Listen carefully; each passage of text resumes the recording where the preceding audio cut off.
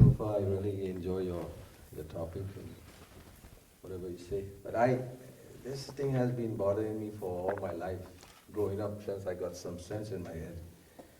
And maybe you might be able to help solve this problem. And I think this is included in our society. Why it is so difficult to get the East Indian from India, we all Indians, why we cannot get them to interact with the West Indian or the Caribbean people from the Caribbean community. And this is something that I have seen in this country since I've been here a long time. I don't know whether it's a language barrier or maybe as we don't know to speak Hindi, or that is. Because I remember when Lata Mangeshkar, Mohammed Rafi, and all these guys came to the Caribbean. You see thousands of people just going to see these people because we all, from India, it's such a big thing that we all want to see them. But when you, in a land like this, you come here and you realize, well, in the Caribbean, we all born and grow up there with the same Indians that we born and grew up with, our foreparents and parents. And when you come and you move to this country, you realize that you're interacting with the East Indians from India, we look alike. We just don't speak the language. So I don't know if the language is the one that divides us, or if they look at us of a different stature or something like that. And I think you probably observed that. It's very difficult. And I think, Ram, you should know. You've been here around. Ram is be a teacher back home, and he knows how the society play a big role in this thing. No, that's a good point. How could we change this in this type of part of the world?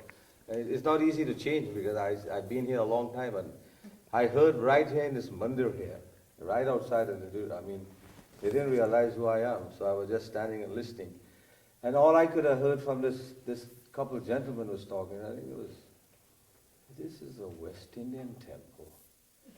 I said, hi, did you see the sign up front? It marked Devi Mandir. Did you see Devi Mandir marked West Indian? So I tried to correct that. I said, Bhaiya, this is not a West Indian temple. This is a Devi Mandir. And this is in the eyes of these people. Why it is in the eyes?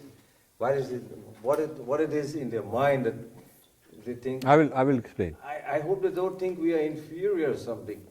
But we have to, this is a difficult barrier to break. Yeah. It will take centuries, but I don't know if it will break. But I just hope, I know Mahendraji, he's with us, and he's a chief nuclear engineer, chief guy. He's around the plant in Kingarten, and I'm very pleased to see him here. Yeah, good. Can I answer now? So I really appreciate, and Good. No, I'll give you my perspective. I might get some answers. Yes. Okay.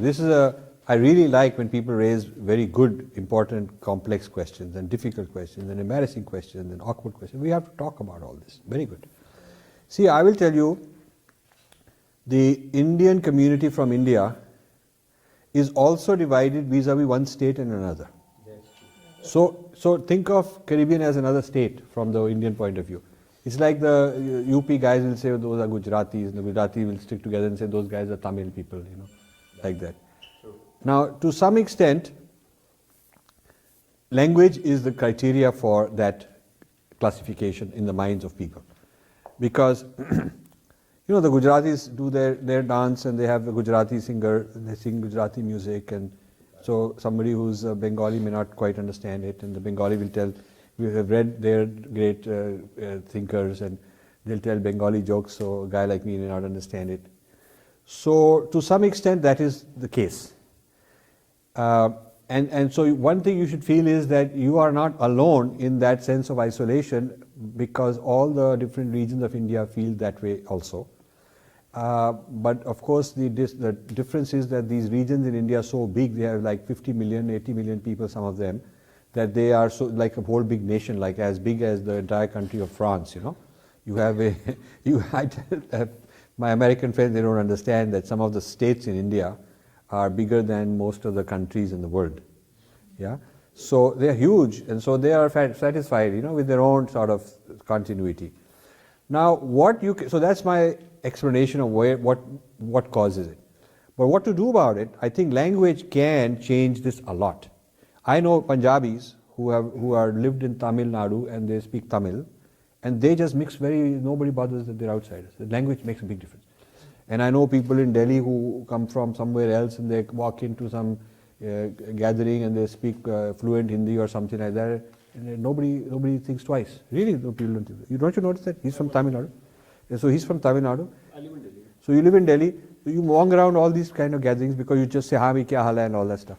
I am from UP and I live in Mumbai. I speak Marathi and I speak Gujarati. And It's sort of like, I'll tell you from a Canadian reference point, if you lived in Quebec and you could speak French, you'll find that that particular ethnic gap kind of goes away.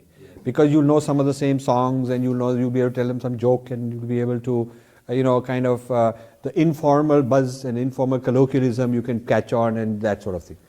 Now, I was interviewed by ATN yesterday, Asia TV network. And the host is a Guyanese guy. So he was doing it in reverse. He was having fun with Gulchar and he's saying, "Raji, this is not for you. You won't know a word what we're talking about." And he would say something. And he'd say, "Did you understand?" I said, "No, see, we have our own language." So this is true of people around the world. Now, what you have to do, because we're part of one civilization, unfortunately what has happened is, the Sanskrit background, which used to be the common language of learning, language of philosophy. So people were bilingual. They would know their Marathi, they know Sanskrit. They would know their Hindi, they would know Sanskrit. They would know their Tamil, they know Sanskrit. Great Sanskrit writers from Tamil Nadu who were Tamil speaking would write in Sanskrit. So there was a lingua franca, there was a kind of a common, language of discourse. And that has eroded. So that common highway on which all these cultures were interacting is not as there like it used to be. So what you can do, I would say, you should start Hindi classes for young people, like the Hindi USA. You should talk to this Devendra Singh in New Jersey, whom Gulcharan knows, and tell him, "We'll take your curriculum. You don't have to develop a new curriculum. We'll send one or two teachers and learn for a little while from your teachers, watch your schools, what they're doing, and we'll bring them back here and just get some grown-ups who know Hindi and who are willing to volunteer their time and learn the curriculum and start teaching." Maybe in 5 years you will have some very good results because you will have people who are bilingual, bicultural in that sense.